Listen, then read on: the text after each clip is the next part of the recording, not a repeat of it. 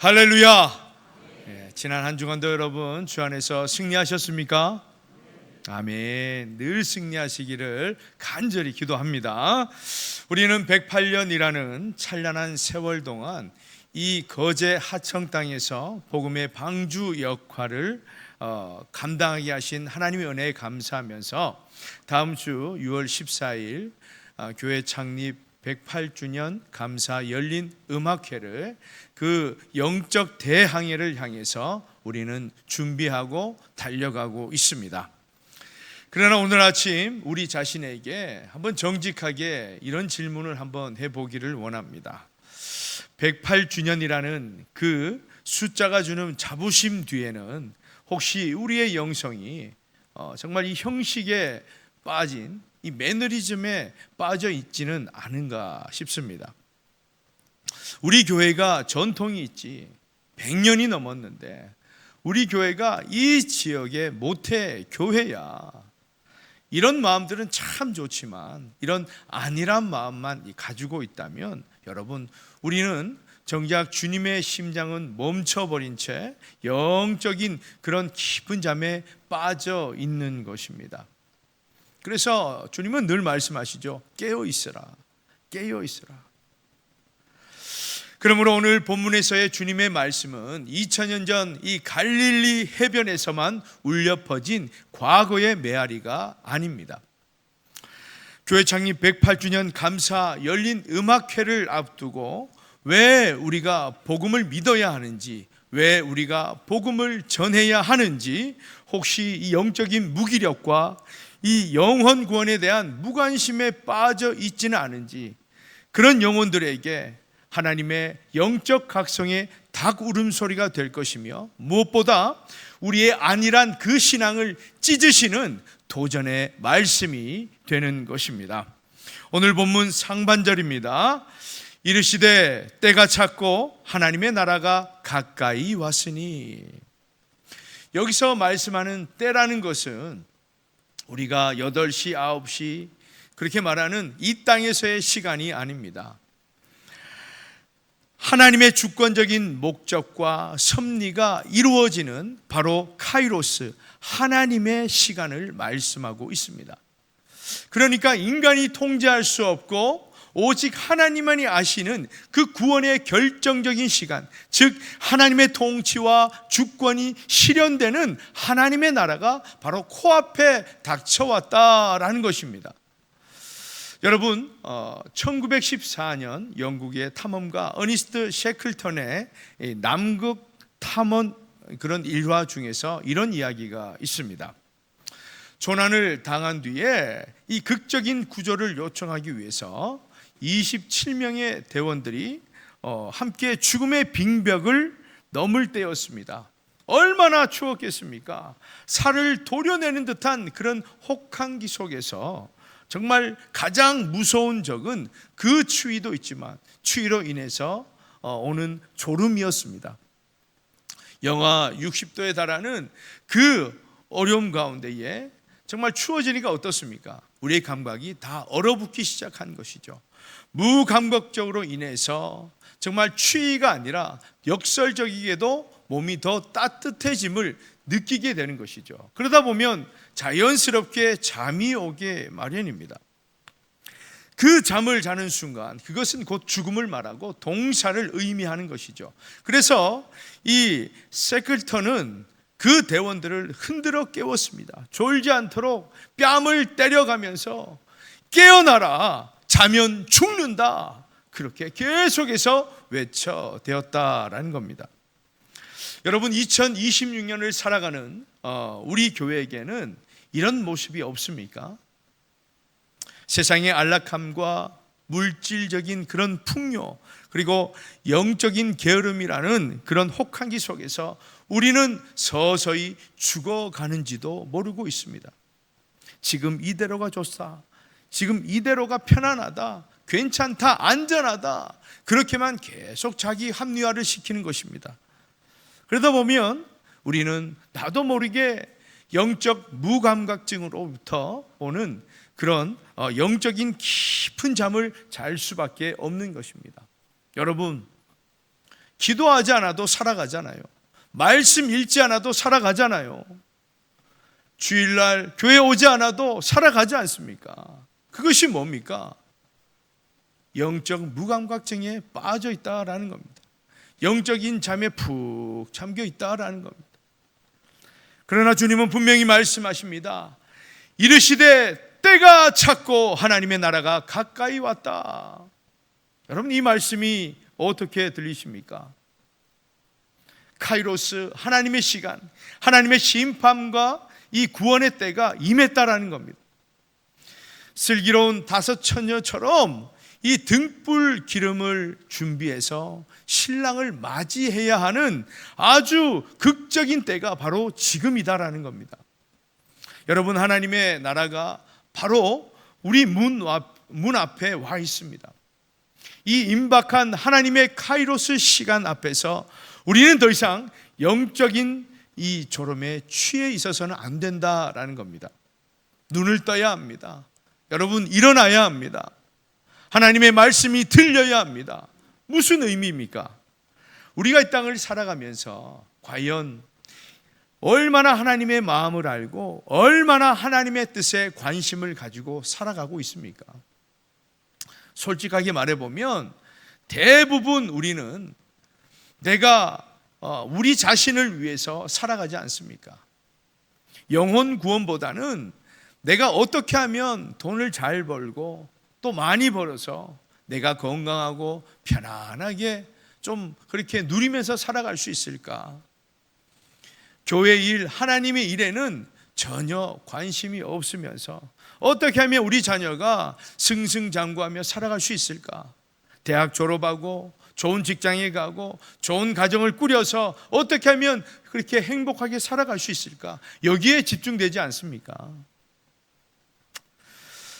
여러분, 이처럼 우리 또한 세상 사람들처럼 무엇을 먹을까, 무엇을 마실까, 무엇을 입을까에 대해서 그렇게 관심이 쏠려 있다면, 여러분, 비록 우리는 이 자리에 나와서 예배를 드리는 사람들이지만 죄의 이 혹한 속에서 영적 무감각증에 걸려 영원한 죽음을 맞이할 수밖에 없다라는 겁니다.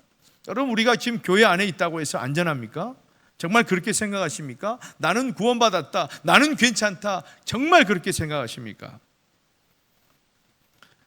여러분, 하나님의 때, 이 구원의 때가 찼는지도 모르고 이 때와는 전혀 관계없이 우리가 살아간다면 여러분, 그것은 아주 큰 문제인 것입니다. 그래서 오늘 주님은 이렇게 하나님의 나라가 밀려올 때에 두 가지 명령을 하십니다. 주님의 첫 번째 명령은 무엇입니까? 바로 회개하라라는 겁니다. 회개의 본질적인 의미는 단순히 감정적으로 눈물이 흘리는 것이 아닙니다. 그런 감상주의가 아니라는 거예요. 회개는 가던 길을 멈추고 완전히 돌아서는 것입니다. 방향의 근본적인 그런 전환을 얘기하는 겁니다. 죄악된 세상, 나 중심적인 그런 삶, 그리고 우상 숭배로부터 완전히 방향을 틀어서 하나님께로, 오직 하나님의 말씀 앞으로 돌아서는 그런 행동입니다. 오늘날 많은 성도들이 이 회개에 대해서 잘못 알고 있습니다. 너무 가볍게 생각하는 거예요. 우리가 기도합시다, 결단합시다, 그러면 혹 감정에 치우쳐서 눈물 몇 방울 흘리는 것, 내가 잘못했구나, 하나님 용서해 주세요, 그렇게 뉘우치는 것, 그것은 여러분 회개가 아니라 뭐죠? 학생들 같으면 반성문을 쓰는 것이고 우리 같으면 후회하는 것입니다. 후회. 여러분, 진정한 회개는 무엇입니까? 구체적인 변화와 삶의 실천이 있어야 된다라는 겁니다. 회개에 합당한 열매가 있지 않으면 하나님은 그 회개를 온전히 받지 않으십니다. 언젠가 기독 공부에서 우리나라 국민 5명 중에 4명은 한국 교회에 대해서 신뢰하지 않는다, 이런 통계를 보았습니다. 왜 이렇게까지 왔을까? 여러분, 정말 한국 교회가 많은 사람들에게 해를 끼칩니까? 사실 그렇지 않습니다. 사람들이 지역을 위해서 그리고 어려운 사람들을 위해서 구제하고 봉사하고 섬기는 일을 그 어느 종교보다 더 많이 하고 있습니다. 그런데 왜 사람들이 이렇게 돌아서는 겁니까? 왜 이렇게 신뢰하지 못할까요? 그것은 간단히 얘기하면 목사가 목사답지 않게 살아가기 때문입니다. 성도가 성도답지 않게 그렇게 살아가기 때문입니다. 삶이 따르지 않는 영성, 행함이 없는 믿음, 그리고 회개의 열매가 없는 입술뿐인 신앙이라면 그것이 많은 사람들에게 하여금 상처를 주고 실망을 안겨주는 것입니다. 예수님께서는 누가복음 13장에서 엄중하게 경고하셨습니다. 빌라도에게 참혹하게 죽임당한 갈릴리 사람들이 그들의 죄가 더 많아서 그렇게 된 것이 아니다.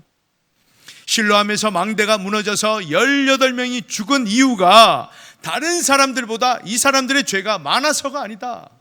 그러시면서 13장 5절에서 이렇게 말씀하시죠. 너희에게 이르노니 아니라 너희도 만일 회개하지 아니하면 다 이와 같이 망하리라. 이처럼 여러분, 회개하지 않는 성도, 회개하지 않는 교회는 하나님의 촛대가 옮겨질 수밖에 없는 것입니다. 영적으로 완전히 황폐해질 수밖에 없다라는 겁니다. 그러므로 회개는 복음으로 재무장하기 위한 거룩한 첫걸음입니다.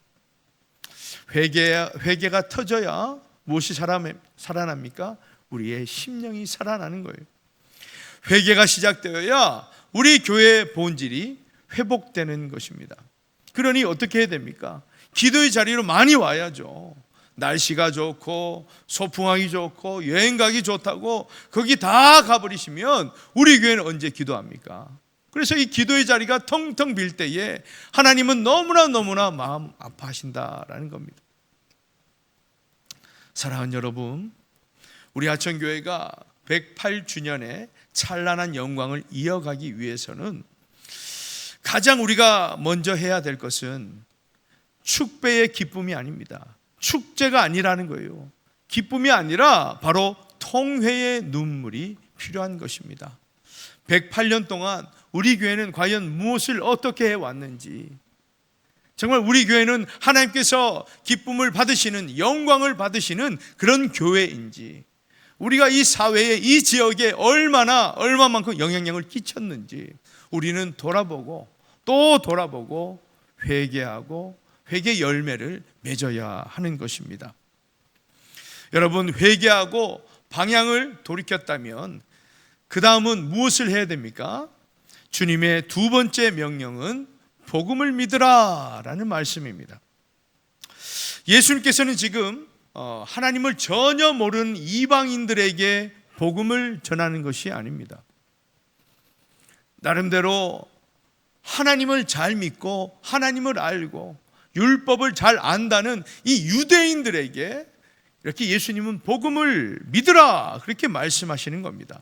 다시 말하면 여러분, 오늘도 예배당에 나와서 하나님께 예배드리는 저와 여러분을 향해서 복음을 믿으라 이렇게 말씀하신다라는 겁니다. 참으로 부끄럽고 역설적인 그런 명령입니다. 우리가 얼마나 이 신앙의 본질에서 벗어났으면 주님께서 우리에게 이런 말씀을 하실까? 당연한 것이 당연하게 되지 못하는 이 영적인 비극 앞에 우리는 가슴을 치며 통곡해야 된다라는 겁니다.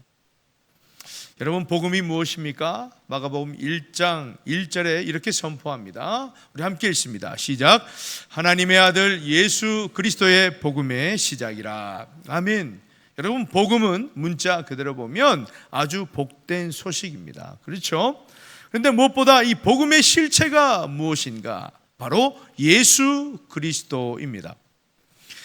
예수님의 성육신과 공생애의 또한 치유와 가르침, 그리고 십자가의 대속의 죽음, 영광스러운 부활과 승천, 그리고 반드시 다시 오실 재림의 주님, 그 예수 그리스도의 전생애와 사역이 인류 최대의 복된 소식, 복음이다라는 것입니다. 그렇다면 복음을 믿는다라는 것은 구체적으로 어떤 삶을 의미합니까? 그것은 복음이신 예수 그리스도를 부끄러워하지 않고 아직도 예수 믿지 않는 저 세상 사람들에게 그대로 그 복음의 삶을 살아내면서 복음으로 답하는 것입니다. 누가 요즘 교회 갑시다 이러면 예 알겠습니다 이런 분이 있습니까? 저와 여러분의 삶을 보면서 아 그렇군요, 예수님 믿으면 당신처럼 이렇게 선하게 살아갈 수 있군요, 거기에 감동을 받아서 여러분을 통해서 예수님을 만날 수 있게 되는 것입니다. 여러분, 오늘날 많은 그리스도인들이 있습니다. 열심히 또 나름대로 신앙생활을 하죠. 그런데 가장 부담스러워하는 신앙생활 1위가 뭐라고 생각하십니까? 뭡니까? 신앙생활 안 하십니까? 뭐라고 생각하세요? 네, 틀려도 저는 욕하지 않습니다. 편안하게. 전도죠, 전도. 전도라는 말만 들어도 가슴이 답답해집니다. 요즘 시대에 무슨 전도입니까? 괜히 예수님 얘기했다가 관계만 서먹해집니다. 이런 분들 참 많죠. 그래서 이런 핑계 저런 핑계 대면서 우리는 전도하지 않습니다. 전도는 전도 특공대가 해야 된다고 다들 그렇게 생각하죠. 여러분, 오늘 전하는 이 전도에 대한 말씀도 사실은 여러분들 가운데서도 또 목사님 또 저 말씀하시네, 아이고 답답해, 위로의 말씀 주시지, 좀 격려의 말씀을 좀 해주시지, 이렇게 생각하실 수도 있습니다. 그런데 저는 이 말씀을 전할 수밖에 없습니다. 그러나 여러분, 성경의 역사들을 보십시오.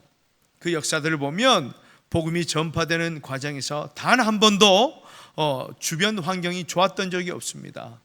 단 한 번도 호의적이었던 그런 시대가 없었다라는 말입니다. 초대교회 성도들은 어떻게 했습니까? 이 로마 군병의 칼날과 사자들의 이 이빨 가운데서도 믿음으로 복음을 전했습니다. 사도 바울은 어떻게 살았습니까? 이 복음 때문에 그의 인생은 망했습니다. 그는요, 좋은 집안이었어요. 엘리트였습니다. 복음만 포기했다면 그는 정말 그 시대에 가장 존경받는 선생으로서 그렇게 잘 먹고 잘 살 수 있었습니다. 그런데 사도 바울은 이 복음 전파에 대한 권리를 포기하지 않았다는 겁니다. 오히려 세상적인 본인이 유익된 그런 권리들을 포기했을 뿐입니다. 그러다 보니 죽을 뻔했고 사람들에게 욕이란 욕은 많이 들어먹었고 여러 번 그렇게 굶주렸고 어려운 시절을 많이 겪었습니다.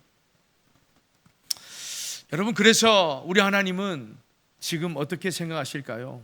그래, 지금은 전도할 때가 아니지, 전도해도 먹히지 않지, 그러니까 전도 안 해도 괜찮다, 복음 전하지 않아도 괜찮아, 그렇게 말씀하실까요? 여러분, 복음 전파의 성패는 환경의 문제가 아닙니다. 상황의 문제가 아니라는 겁니다. 오직 복음을 전하는 그 사람의 심령 속에 복음의 능력이, 주님의 그 그리스도의 그 심장이 살아있는가 없는가, 그것이 문제다라는 겁니다. 여러분, 틈만 나면 복음 전하시는 분이 있습니다. 정말 만나는 사람마다 우리 주님은 너무 좋으신 분이십니다, 하나님 만나면 너무 행복합니다, 그렇게 전하시는 분이 계십니다. 그분들은 전하는데 우리는 왜 전하지 못합니까? 사랑하는 여러분, 우리 안에 복음에 대한 감격, 구원에 대한 그 감사가 완전히 식었기 때문입니다.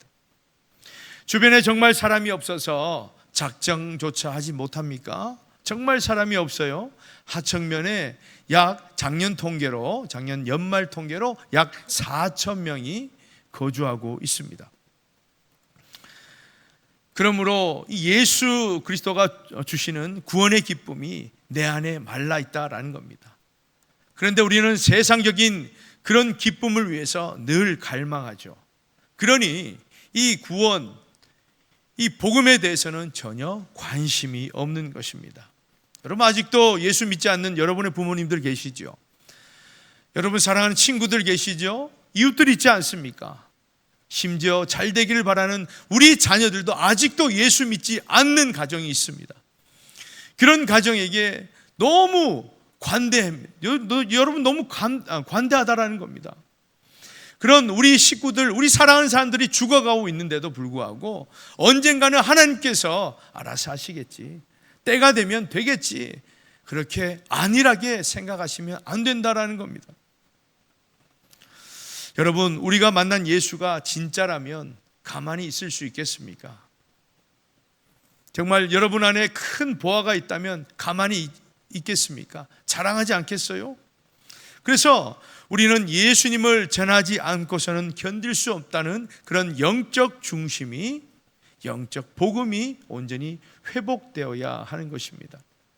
사도 바울은 고린도전서 9장 16절에서 자신이 구원을 받았기 때문에 당연히 복음을 전하는 것이 당연하다, 그렇게 고백했습니다. 혹시 내가 주어진 복음의 사명을 전하지 않는다면 내가 화를 당할 것이다, 이런 무서운 고백까지 했습니다.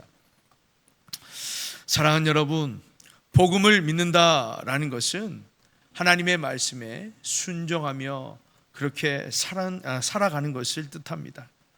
그런데 이것이 여러분 가장 쉬우면서도 가장 어렵습니다.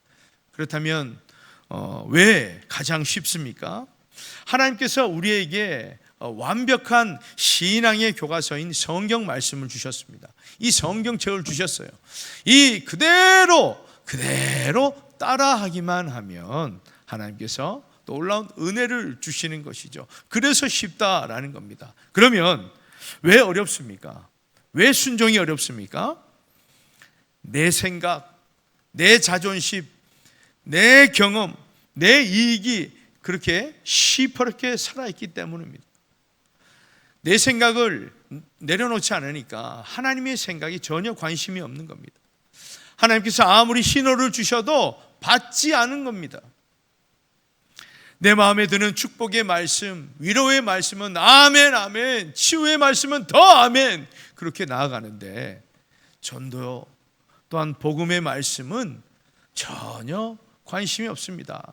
아유, 목사님 무슨 말씀하시나, 그냥 귀를 한번 만질 뿐입니다. 내 삶을 찌르고 결단을 요구하는 그 십자가와 전도의 명령 앞에서는 전혀 귀를 닫아버린다라는 겁니다. 사랑하는 여러분, 우리는 신앙과 이 삶이 하나가 되어야 됩니다. 그런데 어느새 신앙과 삶의 중간에 괴리감이 너무 많은 겁니다. 너무 동떨어져 있어요. 신앙은 교회 오면 하는 거고 삶은 아주 현실적인 거야, 이렇게 생각하며 살아가죠. 그러나 신명기 28장에는 순종과 불순종의 결과를 극명하게 대조하고 있습니다. 신명기 28장 1절입니다. 내가 내 하나님 여호와의 말씀을 삼가 듣고 내가 오늘 내게 명령하는 그의 모든 명령을 지켜 행하면 내 하나님 여호와께서 너를 세계 모든 민족 위에 뛰어나게 하실 것이라. 아멘. 그런데 반대로 순종하지 아니하면 신명기 28장 15절에 보면 모든 저주가 임할 것이다 라고 그렇게 말씀하고 있습니다. 여러분, 복을 받을 것인지 저주를 받을 것인지 그것은 여러분의 선택에 달려 있는 거예요. 하나님은 사랑하는 우리 하천교회의 성도들이 말씀에 전적으로 순종해서 주님께서 예배하신 갑절의 복을 받기를 원하십니다. 그래서 오늘도 정말 듣기 싫지만 이 말씀을 여러분에게 주시는 것입니다. 그러므로 6월 14일 교회 창립 108주년 감사 열린 음악회는 단순히 교회 창립을 축하하는 날이 아닙니다. 우리끼리 모여서 기뻐하는 잔치가 아니다라는 겁니다. 하나님께서 영적인 깊은 잠에 빠져있는 우리 하청교회를 깨우시고 거제시와 하청 땅에 죽어가는 영혼들을 구원하시기 위해서 허락하신 거룩한 구원의 그물이자 하나님이 주신 절호의 기회다라는 것입니다. 영적으로 무기력해진 이 시대에 하나님께서는 이 열린 음악회라는 이 도구를 통해서 복음의 지경을 넓히시기를 원합니다. 주님은 말씀하십니다. 때가 찼다. 하나님의 나라가 임박했다. 복음을 통해서 그 영혼들을 내게로 인도하라. 주님의 말씀이 들리십니까? 여러분, 저 그림처럼 전도하지 않는 교회는 살아있으나 실상은 죽은 교회입니다. 우리 하천교회는 어떤 교회가 되기를 원하십니까? 전도하지 않은 성도는 바로 영적인 동사에 걸려 죽어가는 상태입니다. 그래서 이번 음악회는 우리 하천교회의 영성을 증명해내는 리트머스 시험지와 같은 것이죠.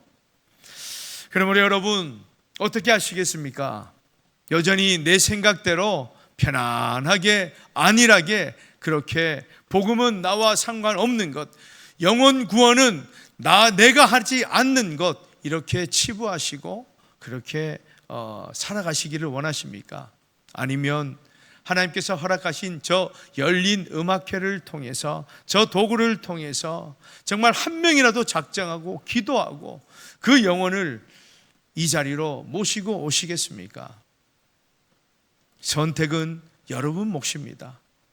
간절히 바라기는 우리 모두가 영적으로 깨어서 하나님께서 주시는 그 기회를 잘 잡아서 정말 사랑하는 우리 자녀, 우리 사랑하는 가족들, 부모, 형제, 그리고 우리 사랑하는 이웃들, 그들에게 복음을 전하셔서 하나님께서 기뻐하시는 천국 잔치가 될 수 있기를 주님의 이름으로 축원합니다.